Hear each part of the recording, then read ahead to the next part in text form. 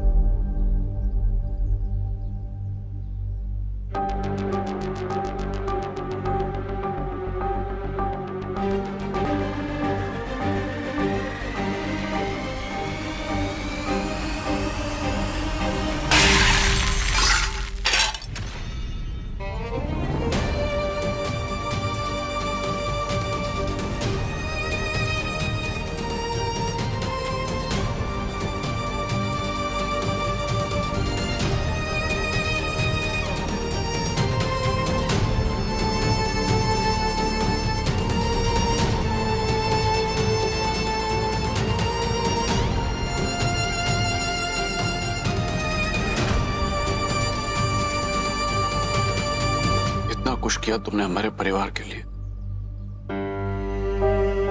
मुझे लगता था कि तुम हमें अपना मानते हो, बेटा मानता था मैं तुम्हें।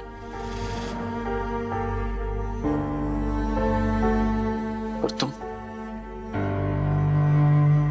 तो दुश्मन बनाने के भी लायक नहीं हो।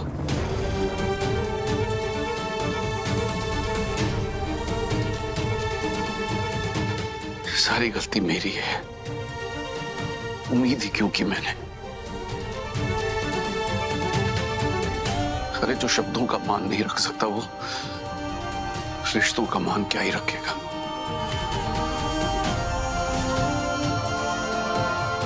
मैं क्यों शिकायतें कर रहा हूं? शिकायतें भी अपनों से होती हैं, अजनबियों से नहीं।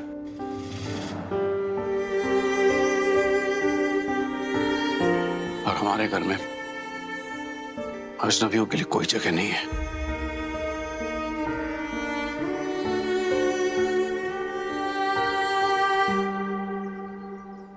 रेखा, इन्हें यहीं से रवाना कर देना।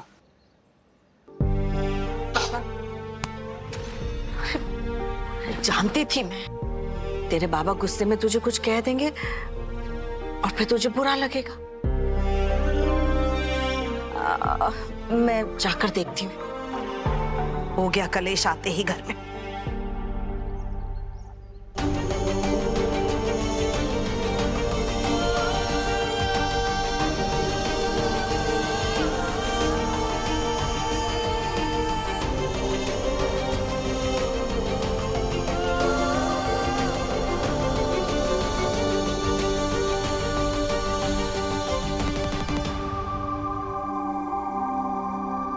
बेशर्मी देखिए उसकी, बिन बुलाए चौखट पर आकर खड़ी हो गई है, ये जानते हुए कि उसके किए की कोई माफी नहीं है और आपने भी उसके नए रिश्ते को अपनाया नहीं है, फिर भी देखो निर्लज जाके खड़ी हो गई है। उसे बेशर्मी करनी है तो करने दो ना। तुम लोग ने क्यों उसे शह दे दी? क्या जरूरत थी उसकी अवगत करने की? जैसे ही आई थी वैसे ही वापस भेज देना चाहिए था उसे। अरे चाहती तो मैं भी यही थी, लेकिन धौंस दे रही थी, धमका रही थी मुझे कि जैसे तपस्या और दामाद जी की पगफेरी की रस्म हो रही है ना, वैसे शिवाय और उसकी भी कीजिए, और अगर नहीं किया तो दरवाजे पर हंगामा करेगी, ये रस्म नहीं होने देगी, बोल रही थी वो। हाँ ऐसा कहा उसने? हाँ ऐसा कहा। मैं मतलब आप क्या समझ रहे हैं? मतलब मैं झूठ थोड़ी ना बोल रही हूँ। नहीं ना, ठीक है बाबा, सीधे सीधे तो वो कुछ कहती नहीं है, लेकिन उसने जो कुछ भी कहा उसका यही मतलब निकलता है। अब एक माँ अपनी बच्ची के साथ ऐसे होता हुआ तो नहीं देख सकती है ना। पहली बार तो तपस्या और दामाद जी घर आ रहे हैं। बताइए उनका ऐसे स्वागत होगा? अब समाज के बारे में भी तो सोचना पड़ता है ना। वैसे ही लोग पीठ पीछे तरह तरह की बातें कर रहे हैं, इसलिए सोच रही हूँ कि चलो आने दीजिए, शायद इसी से छुटकारा मिल जाए। वैसे ही इस जगधात्री की वजह से मेरी तपस्या का ससुराल में बहुत नुकसान हुआ है और मैं नहीं चाहती हूँ कि मायके में भी नुकसान हो। और यूं भी मेरी तपस्या ने कुछ गलत नहीं किया है, इसलिए मैं आपको बोले दे रही हूँ कि मैं अपनी तपस्या के साथ कुछ गलत नहीं होने दूंगी। हाँ ठीक है,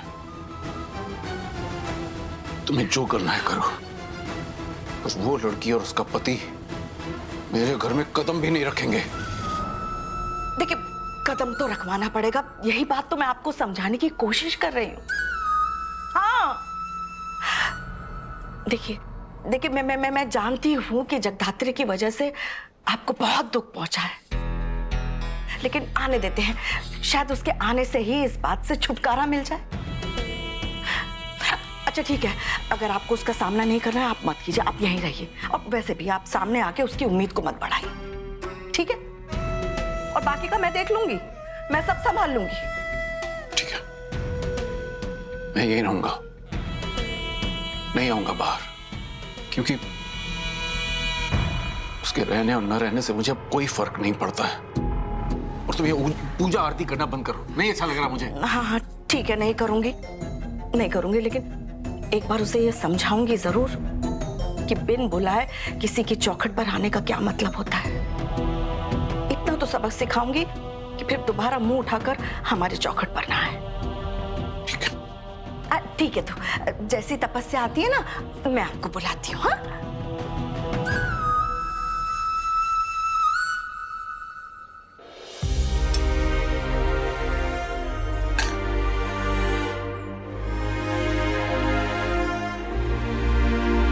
अंजलि, जब पूजा की दूसरी थाली लेकर आ और अच्छे से सजा कर लाना। जा। जी।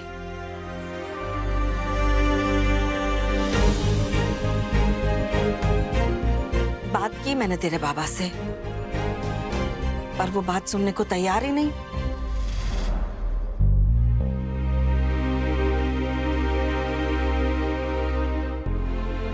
कोई बात नहीं,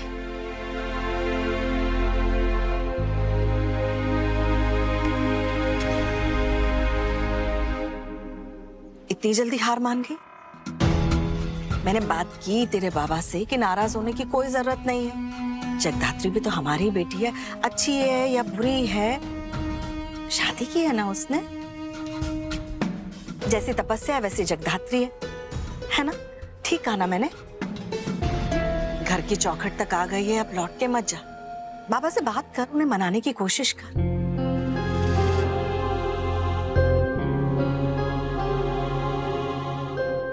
आप सही कह रही हैं आई। यहाँ तक आई हूँ तो एक बार बाबा को मनाने की कोशिश तो करनी चाहिए।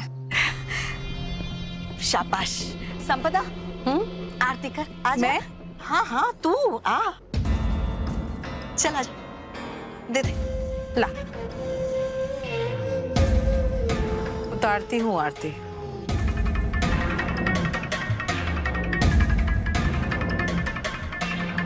आगे तपस्या।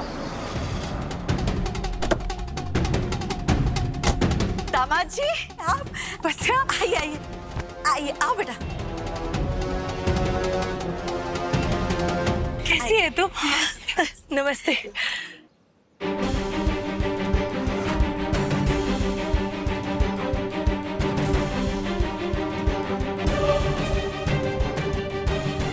देखती जा जगधात्री, अब आगे कैसी मेहमान नवाजी होगी इस घर में तेरी और शिवाई की।